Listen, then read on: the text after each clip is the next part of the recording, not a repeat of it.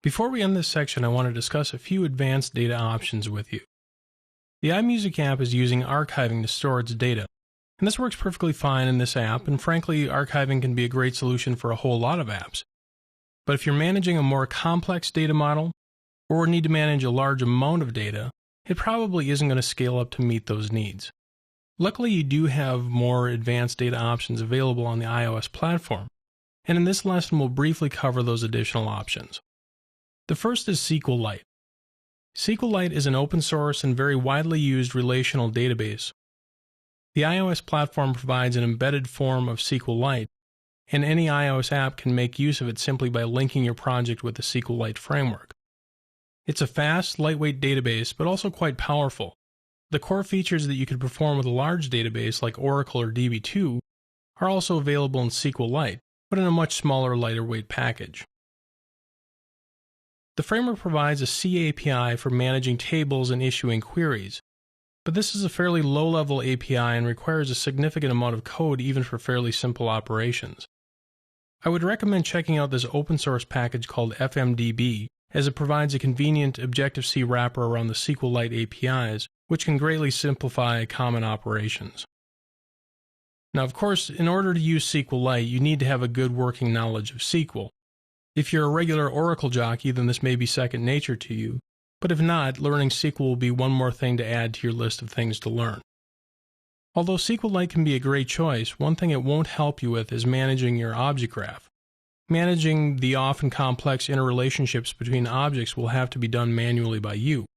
If you have a more complex, more involved data model, then I would recommend you turn to Core Data. Core Data is what Apple refers to as an object graph management framework. It provides the management and persistence of complex data models. Model objects are subclasses of a class called NS-managed object, and these object types live within a managed object context. As you query for and modify objects or traverse complex relationships between them, Core Data can manage all of that for you. Xcode additionally provides a graphical tool to build and manage these managed object models. This tool allows you to define your entities, manage the relationships between the entities, define their properties, set validation and deletion rules, and all of this can be done graphically within Xcode. Core Data also integrates with iCloud.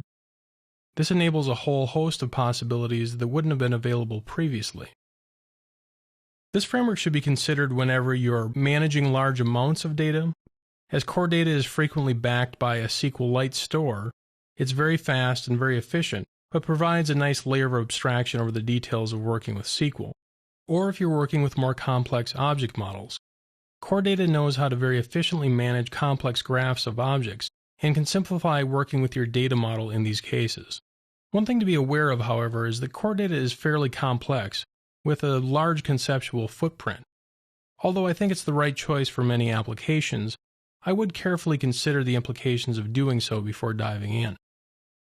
In this chapter's lessons, we've worked with archiving.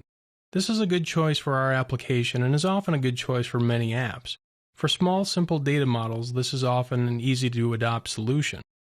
But of course, the iOS platform also provides a number of more advanced options to meet more complex data needs.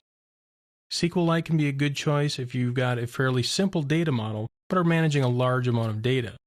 If you're managing a large amount of data and have a complex data model, then Core Data is usually the right choice.